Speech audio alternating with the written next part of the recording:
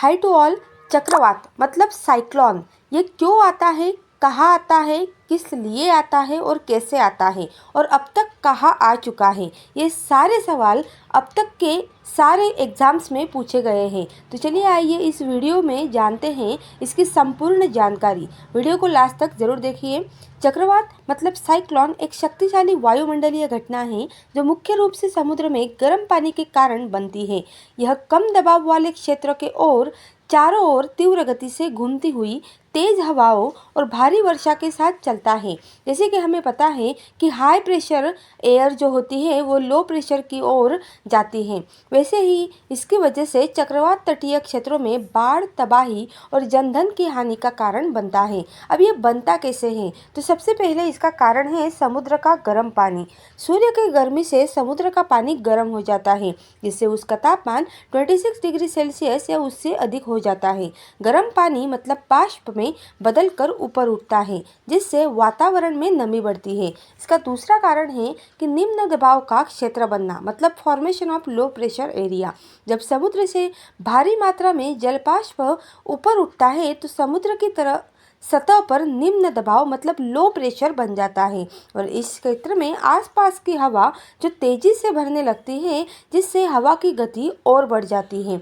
पृथ्वी का घूर्णन मतलब और हवा का घूमना मतलब पृथ्वी का घूर्णन मतलब पृथ्वी जैसे रोटेशन लेती है, उसके कारण से सीधी चलने वाली हवाएं भी घूमने लगती हैं। उत्तरी गोलार्ध में वामावर्त घूमती है और दक्षिणी गोलार्ध में दक्षिणावर्त घूमती है। वामावर्त मतलब विपरीत दिशा में और दक्षिणावर्त मतलब सीधी दिशा में, जैसे घड़ी घूमती है। संवहन प्रक्रिया, तो कन्वेक्शन प्रोसेस क्या होते हैं, तो चक्रवात आने का जो चौथा रीजन है वो है संवहन प्रक्रिया और ऊर्जा का प्रवर्धन।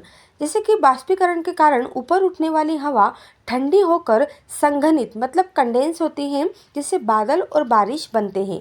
ये प्रोसेस हमें बचपन से सीखते आए हैं। लेकिन इस संघनन से मतलब इस कंडेंसेशन से जो ऊष्मा निकलती है, जो हवा को और अधिक ऊपर उठाती है और चक्रवात को और ताकतवर बनाती है। जैसे कि हमने सीखा है कि हवा का वजन अगर कम हो तो वो ऊपर की ओर ज़्यादा रहती है, अगर उसका वजन ज़्यादा हो तो वो नीचे की ओर बहती है। पांचवा रीजन ये भी है कि वो पूर्ण विकसित चक्रवात कैसे आता है, तो जब हवा की गति 63 किलोमीटर पर घंटा से अधिक हो जाती है तो इसे चक्रवाती तूफान कहा जाता है और जब हवा की गति 119 किलोमीटर पर घंटा से अधिक हो जाती है तो इसे प्रचंड चक्रवात भी कहा जाता है। अब इस चक्रवात के प्रकार कितने हैं, तो उष्णकटिबंधीय मतलब ट्रॉपिकल साइक्लोन और अतिरिक्त उष्णकटिबंधीय मतलब एक्स्ट्रा ट्रॉपिकल साइक्लोन। तो उष्णकटिबंधीय के बारे में अगर हम बात करें तो यह समुद्र के गर्म क्षेत्रों में बना है और अधिक विनाशकारी होता है और अतिरिक्त उष्णकटिबंधीय चक्रवात की अगर हम बात करें तो यह ठंडे क्षेत्रों में बनता है और मुख्य रूप से गर्म और ठंडी हवा के मिलने से उत्पन्न होता है। उष्णकटिबंधीय चक्रवात जो होता है वो उसके भूमध्य रेखा से 5 डिग्री से लेकर 30 डिग्री अक्षांश के बीच बनता है और ये भारत, ऑस्ट्रेलिया, अमेरिका और दक्षिण पूर्व एशिया में अधिक देखा जाता है। लेकिन अतिरिक्त उष्णकटिबंधीय चक्रवात यूरोप, अमेरिका और रूस में अधिक पाया जाता है।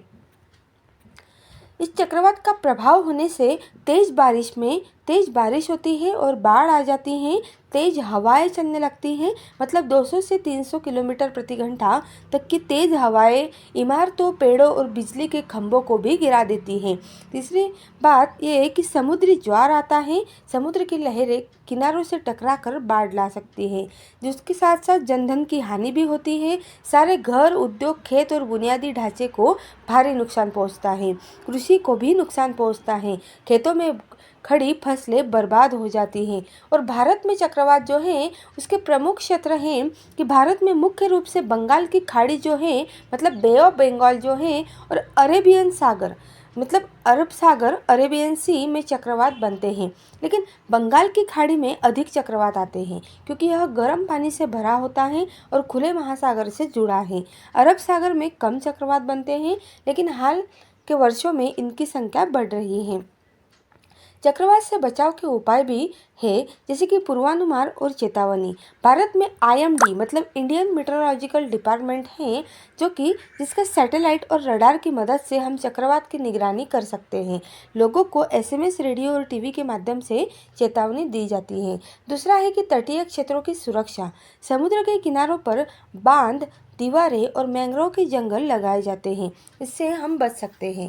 चक्रवात शरण स्थल बनाए जाते हैं ताकि लोग सुरक्षित स्थानों पर जा सके।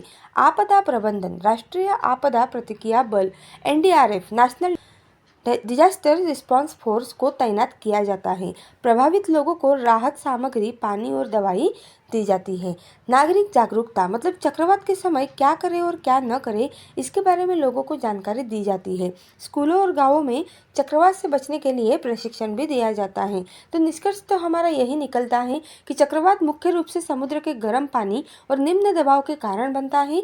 यह भारी वर्षा, तेज हवाएं और समुद्री बाढ़ लगाकर तटीय क्षेत्रों में गंभीर नुकसान करता है।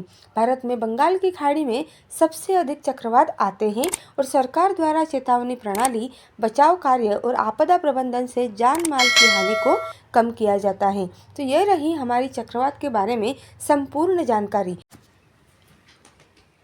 2023 और 24 के दौरान भारत में यहाँ पर प्रमुख चक्रवात आए थे, जैसे कि पहला है चक्रवात बिपरजॉय।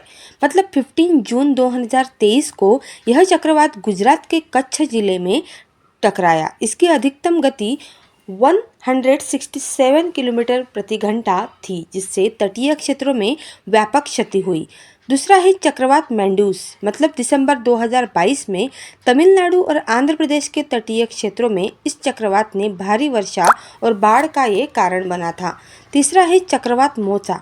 ये मई 2023 में बंगाल की खाड़ी में उत्पन्न होकर इस चक्रवात ने ओडिशा और पश्चिम बंगाल के कुछ हिस्सों को भी प्रभावित किया था, जिससे कृषि और बुनियादी ढांचे का नुकसान पहुंचा था। दूसरा सवाल हमारा ये भी आ सकता है कि IMD मतलब भारतीय मौसम विभाग द्वारा चक्रवात की सटीक भविष्यवाणी के लिए विकसित किए गए नए तकनीकी उपकरण कौन से हैं। IMD ने चक्रवातों की सटीक भविष्यवाणी के लिए निम्न इस तरह की तकनीकी उपकरण प्रणालियाँ विकसित की है, जैसे कि उपग्रह आधारित निगरानी। ISRO के सहयोग से IMD उपग्रह डेटा का उपयोग करके चक्रवातों की वास्तविक समय में निगरानी करता है। स्वचालित मौसम स्टेशन मतलब AWS। देश भर में स्थापित AWS के माध्यम से मौसम संबंधी डेटा एकत्रित किया जाता है, जो चक्रवात पूर्वानुमान में सहायक होता है। उच्च रिजोल्यूशन मॉडलिंग। IMD ने उच्च रिजोल्यूशन वाले मौसम मॉडल विकसित किए हैं, जो चक्रवात की गति, मार्ग और तीव्रता की सटीक भविष्यवाणी में मदद करते हैं। तीसरा क्वेश्चन पूछा गया है कि संयुक्त राष्ट्र मतलब UN की सेंडाई फ्रेमवर्क आपदा जोखिम न्यूनीकरण में भारत के चक्रवात प्रबंधन को प्रभावित करने में क्या भूमिका है। तो सेंडाई फ्रेमवर्क मतलब 2015 से 2030 तक एक वैश्विक समझौता है, जिसका उद्देश्य आपदा जोखिम को कम करना और आपदा प्रबंधन को सुदृढ़ करना है। भारत ने इस फ्रेमवर्क को अपनाया है और इसके तहत निम्नलिखित कदम उठाए हैं, जैसे कि आपदा प्रबंधन अधिनियम 2005। इस अधिनियम के माध्यम से राष्ट्रीय आपदा प्रबंधन प्राधिकरण मतलब NDMA की स्थापना की गई, जो सेंडाई फ्रेमवर्क के सिद्धांतों के अनुरूप कार्य करता है। समुदाय आधारित आपदा जोखिम न्यूनीकरण। स्थानीय समुदायों को आपदा प्रबंधन में शामिल किया गया है, जिससे चक्रवात जैसी आपदाओं के प्रति उनकी तैयारी और प्रतिक्रिया क्षमता बढ़ी है। प्रारंभिक चेतावनी प्रणाली का सुदृढ़ीकरण। IMD और अन्य एजेंसियों ने मिलकर सटीक और समय पर चेतावनी प्रणालियाँ विकसित की हैं, जिससे जनहानि और धनहानि में कमी आई है। चक्रवात बनने की प्रक्रिया और बंगाल की खाड़ी की तुलना में अरब सागर में कम चक्रवात बनने का कारण, ये सवाल भी हमें पूछा गया है। तो चक्रवात बनने की जो प्रक्रिया होती है वो होती है कि गर्म समुद्र सतह का तापमान, जैसे कि 26.5 डिग्री सेल्सियस से अधिक तापमान वाले समुद्र क्षेत्र चक्रवात निर्माण के लिए अनुकूल होते हैं। निम्न वायुदाब का क्षेत्र, जैसे कि समुद्र सतह पर निम्न वायुदाब का क्षेत्र बनने से हवा उसमें भरने के लिए तेजी से घूमती है, जिससे चक्रवात का निर्माण होता है। कोरियोलिस बल पृथ्वी के घूर्णन मतलब रोटेशन के कारण उत्पन्न यह बल हवा को घुमाव देता है, जिससे चक्रवात की संरचना बनती है। बंगाल की खाड़ी में अधिक चक्रवात बनने के कारण ये है कि यहाँ की भौगोलिक स्थिति, बंगाल की खाड़ी का आकार और स्थान चक्रवात निर्माण के लिए बिल्कुल अनुकूल है। समुद्री सतह का उच्च तापमान, यहाँ की समुद्र तापमान अक्सर 28 डिग्री सेल्सियस से अधिक रहता है, जो चक्रवात निर्माण के लिए उपयुक्त है।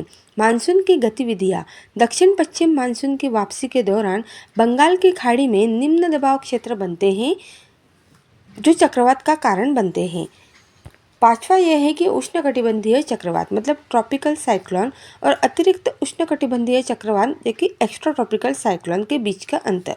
तो उष्णकटिबंधीय चक्रवात और अतिरिक्त उष्णकटिबंधीय चक्रवात में डिफरेंस ये है कि उष्णकटिबंधीय चक्रवात का स्थान उष्णकटिबंधीय क्षेत्रों में जैसे कि बंगाल की खाड़ी और कैरेबियन सागर है, लेकिन अतिरिक्त उष्णकटिबंधीय चक्रवात ये जो है ये उच्च अक्षांशों में जैसे कि उत्तरी अटलांटिक और उत्तरी प्रशांत में होता है।